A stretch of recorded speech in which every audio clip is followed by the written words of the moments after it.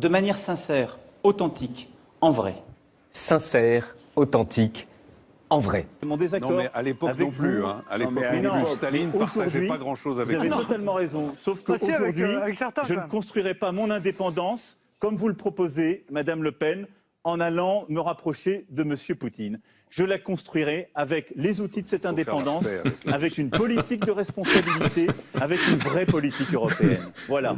Vous savez quoi, Monsieur Macron, vous avez un talent fou. Vous arrivez à parler 7 minutes. Je suis incapable de résumer votre pensée. Vous n'avez rien dit.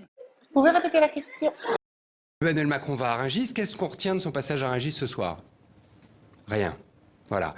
C'est-à-dire que ça n'imprime pas, ça n'émet pas. Il coche les cases, mais il ne transmet pas de message aux Français. Même chose hier. Il est en meeting à Bercy. Il fait un très gros meeting à Bercy. Il rassemble 20-25 000 personnes dans une salle, selon les chiffres, mais on ne va plus discuter les chiffres maintenant que nous donnent les candidats dans cette élection. Très gros meeting. Qu'est-ce qu'il a dit? Qu'est-ce qu'on retient de ce meeting? Qu'il a entendu le murmure du printemps. Et que ce murmure dit qu'il sera président. Voilà. Tout à fait d'accord. Je pense que Emmanuel Macron, c'est une escroquerie. C'est une escroquerie, non pas l'homme, l'intelligence, mais il a tous les atouts de l'apparence de la modernité. Parce qu'il est jeune, parce qu'il est etc. Mais la réalité, c'est que c'est le vieux modèle. Moi, j'ai regardé tout le meeting hier soir. Je l'ai regardé sur YouTube pour être précis, mais je me suis endormi. Il n'a strictement rien annoncé d'intéressant. C'est vraiment du marketing politique. Chacun va retrouver... De très bas étage, pardon. De très bas étage. Il prend un petit peu de chacun, mais au fond, ça donne quoi? Ça donne rien. C'est pas un produit. On parlait de marketing. C'est un trou noir. On a une marketing. Alors évidemment, on va en avoir des problèmes à la maîtresse. T'es le roi des cons au pays des emmerdeurs. Un petit con, casse-couille, qui prend la tête, d'accord? Un espèce de petit enculé de merdeux qui chiale sa race toute la journée.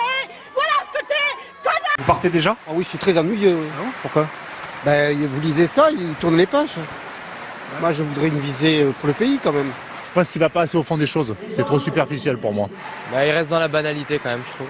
Beaucoup de thèmes, mais pas assez d'idées concrètes. De programmes, du coup, ça nous intéresse. Un véritable changement. On veut pas que des belles promesses comme tous les autres candidats ont déjà fait, en fait. C'est du vide, c'est du vent, quoi, ce qu'il dit. Il y a...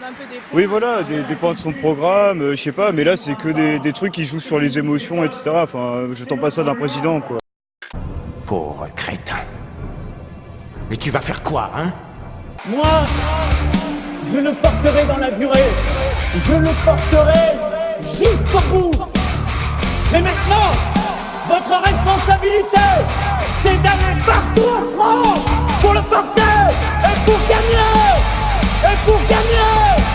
Et pour gagner. Putain de merde, Gump!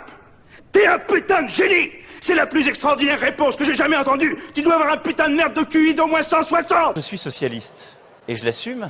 L'honnêteté m'oblige à vous dire que je ne suis pas socialiste. Pour ma part, je suis de gauche. Alors à l'époque, j'étais pas de gauche. Vous n'avez plus rien à voir avec le Parti socialiste. Mais je ne suis pas au Parti socialiste. C'est un mouvement politique qui ne sera pas à droite, qui ne sera pas à gauche. Monsieur Macron, vous nous dites « je ne suis ni de droite ni de gauche ». Je n'ai pas dit ça ainsi.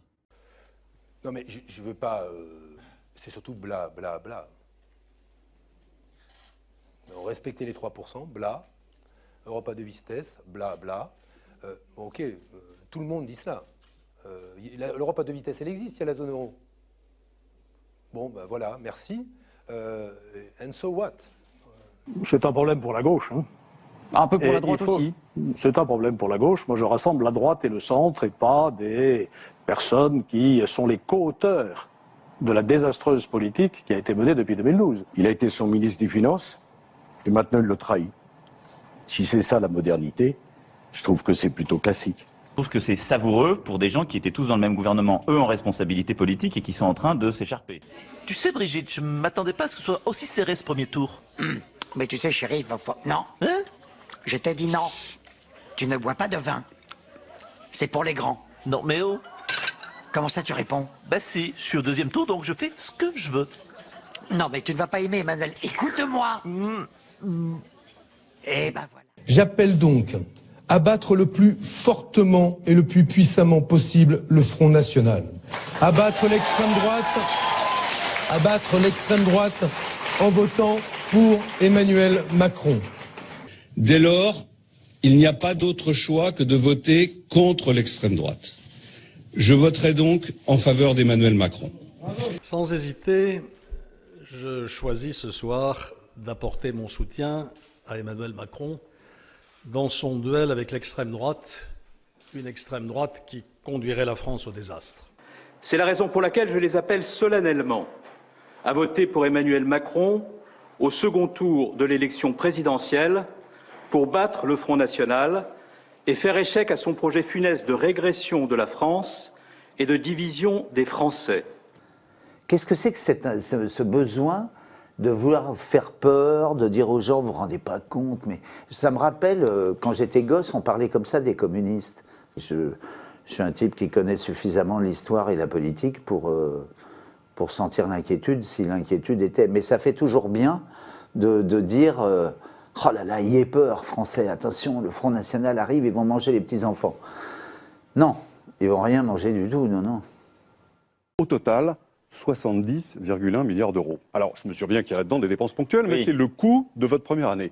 Quand on fait la soustraction, on obtient un coût net de 36 milliards. 36 milliards 100 millions d'euros en 2018. À ça va s'ajouter le déficit courant de 70 milliards que votre prédécesseur vous lèguera.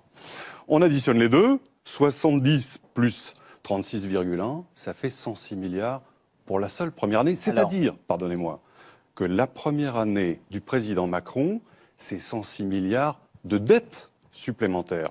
C'est quand même beaucoup.